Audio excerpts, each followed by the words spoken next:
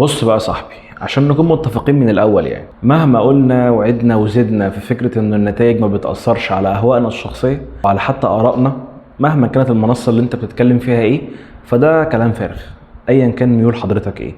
انا هنا مش طالع زايد عليك او اقول ان انا شخص عقلاني وان انا شخص العواطف مش بتتحكم فيا والكلام ده كله، بس في نفس الوقت خلينا نكون مقتنعين بحاجه، وهي فكره انه النتائج شيء واللي بيحصل في الملعب شيء تاني. يعني مثلا لو انت بتسعى في حاجه، هل مرحله او رحله السعي اللي انت بتسعاها دي النتيجه هنا هي اللي هتقول لنا حضرتك نجحت في الرحله دي او فشلت؟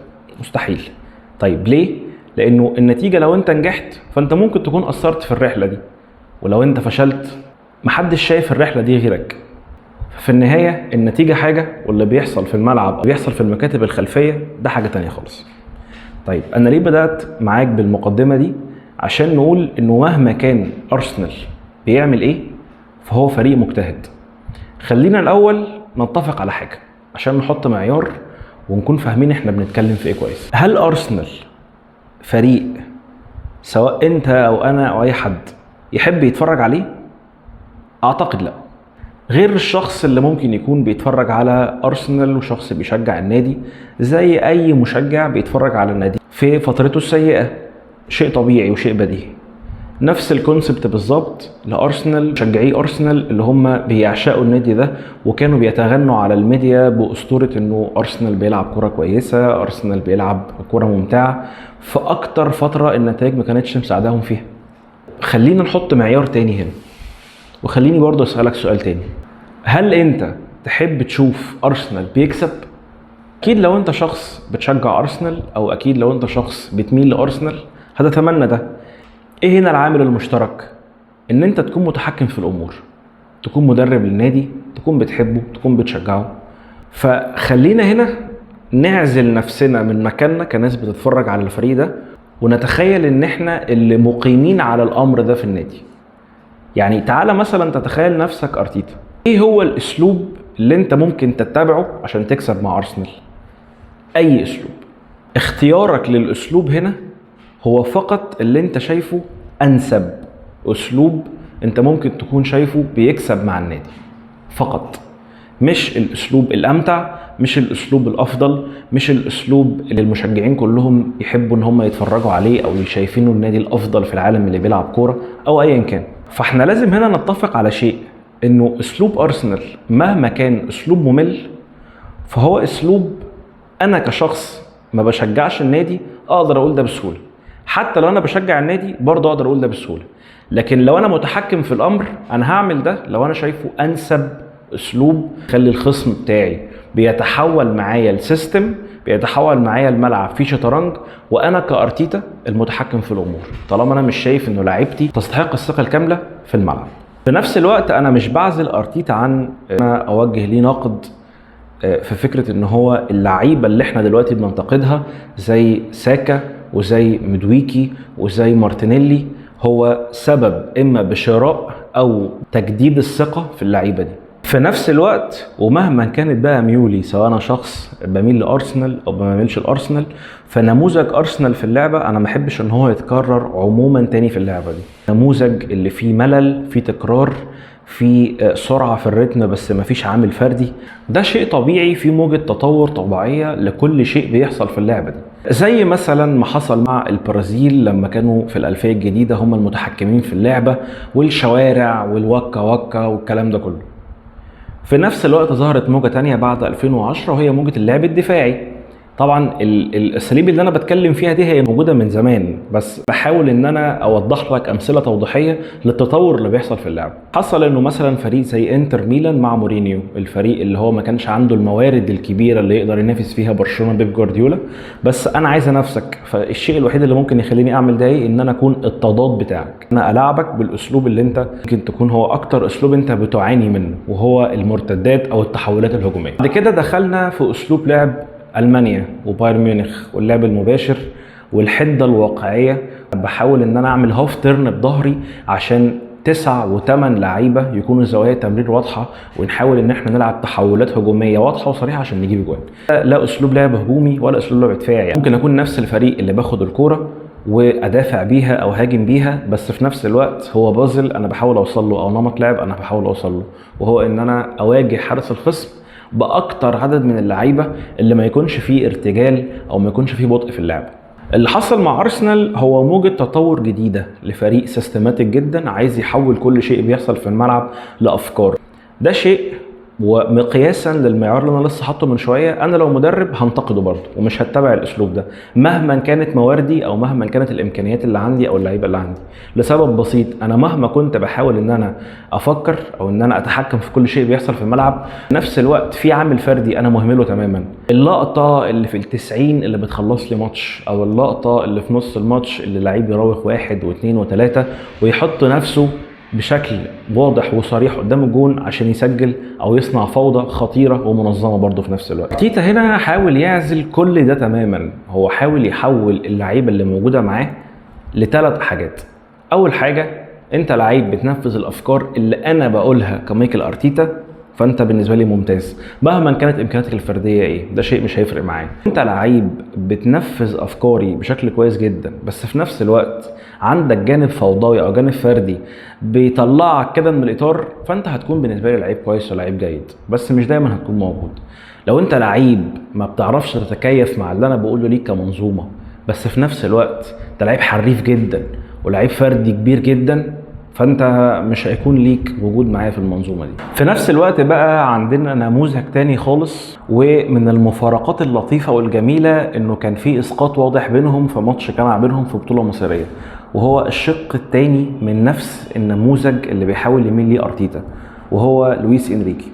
لويس انريكي هو مدرب مقتنع بفكره ارتيتا 100%، وهي فكره النظام، السيستم، اطار انا بحطه للعبه وانت كلاعب بتنفذ اللي انا بقوله بالظبط. عجبك هتكمل معايا، مش عجبك هتمشي. شيء خلى لويس انريكي اول ما وصل بي اس جي يفقد الثقه بالكامل في مبابي ونيمار وليونيل ميسي. كان ايه هنا السبب؟ انه الثلاثي ده هو ثلاثي فردي ممتاز جدا، هيقدر ان هو يحسم لي ماتشات بطولهم، بس في نفس الوقت هيخلوا بالاطار اللي انا حاطه. فانا هقرر ان انا اشيل ميسي وسواريز ونيمار، بس في نفس الوقت مش هجيب مدويكي، هجيب ايزي، ومش هجيب مارتينيلي. انا هجيب كفاراتسخيليا، اعزز الثقه في دوي، واعزز كمان الثقه في عثمان ديمبلي.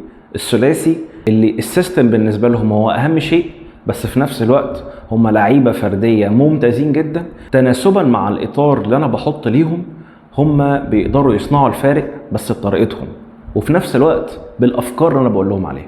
لويس انريكي عموما هو التوجه الاسباني الغير متطرف من اللعب. يعني مثلا احنا شفنا بيب جوارديولا في رحلته في اللعبه دي عموما هو كان مدرب بيميل قوي للتحكم في كل شيء بيحصل. شفنا استنساخ بسيط لده بس اكتر تطرف وهو ارتيتا. قبلهم شفنا تشافي هرنانديز، وشفنا كمان لويس انريكي. الاتنين انا مش بقارن بينهم خالص، بس هم توجه اسباني تاني من اللعبه.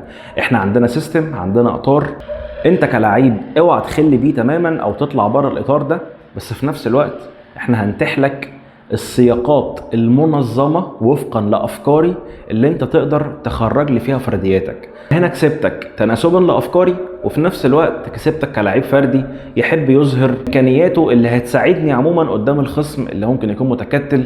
ومهما كانت تكتيكاتي دي ممتازه، فانا محتاج اللقطه الفرديه اللي لعيب فيها بيراوغ 1 و2 و3 وبيقدر ان هو يخلص لي الماتش ده. في نفس الوقت مش عايزين نعزل لويس كامبوس من المعادله اللي خاصه بي اس جي وتغير التفكير اللي حصل في النادي ده عموما، من نادي بيحب الاسماء وبيعشقها وبيحب الملايين لما بيجي يرميها على الارض، لنادي تاني علمي جدا، في دراسه وفي ورقه وقلم وفي كل شيء بيتحسب بادق ادق ادق التفاصيل. لويس كامبوس هو المدير الرياضي لبي اس جي، وساعدة لويس انريكي وصلوا لبعض الحلول.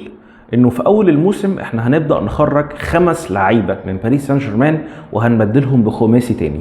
خماسي ممكن تشوفوا ان هو فرديا مش افضل منهم، بس انتاجيا وتناسبا للمنظومه هم افضل بكتير. يعني مثلا كيمبيمبي لما باريس قرر انه يبدله باتشو، كولومواني اللي اتشهر بعد كاس العالم برضه باريس قرر انه يبدله بالجناح الحريف قوي كفاراتسخيليا، واسينسيو اللي برضه قرروا يبدلوه بدوي. وبيريرا اللعيب المنظم جدا، بس انا محتاج برضو لعيب تاني منظم ويقدر ان هو يفيدني بشكل فردي اكتر، خليني فريق اخطر وفوضوي اكتر بكتير، وهو جواو نيفيز. والمفاجأة الكبرى كيليان امبابي هنبدله بعثمان ديمبلي. المفارقة برضو هما الاتنين نفس البروفايل تقريبا، نفس حتى الجنسية، نفس اسلوب اللعب، بس في لعيب مش هيخل بالاطار زي ما احنا قلنا، في لعيب هيقدر ان هو يساعدني اكتر بامكانياته الفردية، هقدر ان انا اعزز فيه الثقة مرة تانية واطورك كشخص، وهتفيدني كمان في الملعب لان انا عارف امكانياتك كويسة. ارسنال دخل للمباراة عموما بعقلية جبانة جدا، زي ما اتفقنا ان ارتيتا بيحاول يمشي الجيم زي ما هو عايز بالظبط، ما يدفعش بكل لاعبيه في اي نمط بيحاول يعمله بالشكل اللي هو شايف فيه طمأنينة اكتر حاجة. يعني انا ما عنديش مشكلة ان انا اقعد 90 دقيقة ادافع او ان انا العب على نمط لعب واحد، احسن بالنسبة لي من ان انا انوع في لعبي بس بشكل فيه ريسك. مثلا هنا ارتيتا في هجمة ضد باريس بيفتح الخط بساكا اللي بيربط اللعب معاه اوديجارد، برغم كده ارتيتا في الوقت اللي باريس فيه كان بيدافع ب7 لاعبين، هو كان بيهاجم ب2 بس مباشرين. الاتنين دول مباشرين، وواحد بس ربط لعب اللي هو مارتن اوديجارد. طيب كل ده ليه؟ عشان هو خايف من اي تحول هجومي ممكن يحصل، وبالتالي قرر ان هو يلعب مان تو مان مع كل لاعب في الخلف، واي لاعب متقدم او بعيد عن اللعبة دي، ان انت ممكن بلعيب رانر يسبق هنا المساحة ويقرر ان هو يكون فيس تو فيس مع حارس باريس. اثبت لي كلامي هنا مثلا ان ارتيتا قرر ان هو يحول الجيم لخطة ممنهجة تماما لجذب باريس لمناطقه، وبعد كده يتحول هو هجوميا. في نفس الوقت التحول الهجومي ده كان اقصى شيء ب3 لعيبة فقط. قرر هنا بقى انريكي ان هو يستغل ده تماما، يلعب لعبة فيها ذكاء شوية. انا كارتيتا عايز تدافع وعايز تقفل عليا اي زاوية تمرير واي مفتاح لعب، تمام مفيش مشكلة. انا هخلي اللعيبة بتاعتي تكون في الموقع اللي انت حبه وفي المواقع التزاحم اللي انت شايف ان انت مسيطر عليها، بس في نفس الوقت انا هعمل هنا هاف تيرن، هخلي اللعيبة دي تتساند بلعيب تاني، وليكن هنا مثلا كفاراتسخيليا بيتساند من لعيب تاني وبيقرر ان هو يعمل هاف تيرن، يلف بلاعب ارسنال اللي معاه بالبلدي كده عشان يكونوا في مواقف فردية على الطرف والمساحة تتصنع.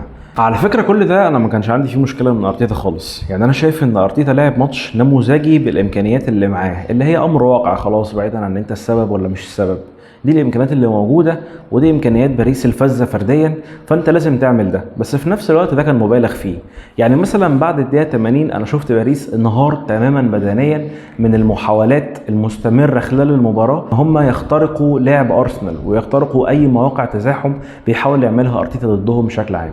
والرقابة طبعا الفردية اللي نجح برضو ارسنال للامانة انه يصنعها من اول دقيقة لاخر دقيقة. في نفس الوقت اهم نجمين في باريس كفاراتسخيليا وتيمبلي بيخرجوا وبيتصابوا، واستحواذ باريس ما زال مستمر، بس في نفس الوقت حدتهم للتقدم ما بقتش تقريبا موجودة.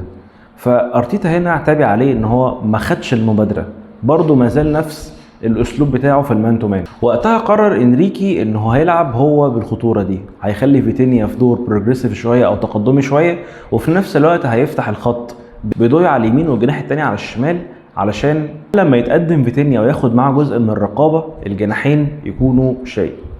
ولما الرقابه دي تتشتت ويبدا لعيبه ارسنال ان هم يخرجوا من مناطقهم فعلا، بيكون هنا موجود الجناحين اللي بيدخلوا جوه كاتنين مهاجمين انسايدر عشان يصنعوا فوضى. اللعبه مثلا اللي فيتينيا كان في اخر الماتش خالص لو تفتكر، لما فيتينيا دخل وخد معاه صليبه وفي نفس الوقت كان ضوي على اليمين خدها منه وشاط، وكانت الكوره دي ممكن بالفعل تسبب فوز باريس اصلا بدون اصلا ركلات الترجيح.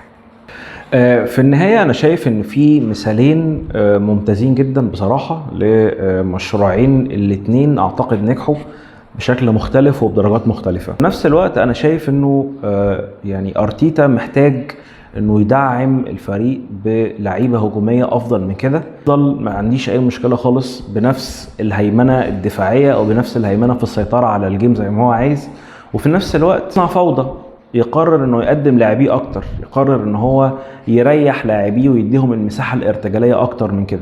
وافتكر كلمتي دي، لو ارتيتا بالفعل عمل الحاجه دي بس انه يخلي فيه مساحه ارتجال اكتر للاعبيه، اعتقد ارسنال هيكون منافس وبشكل مستمر طول ما ارتيتا موجود على كل البطولات. احنا هنا وصلنا للنهايه. ممكن تعمل لي لايك وشير وسبسكرايب، تفعل الجرس عشان يوصل لك كل حاجه. انت ممكن في التعليقات تقول لي لو في موضوع حابب ان انا اتكلم فيه بعد كده. شكرا ليك انك وصلت لحد هنا.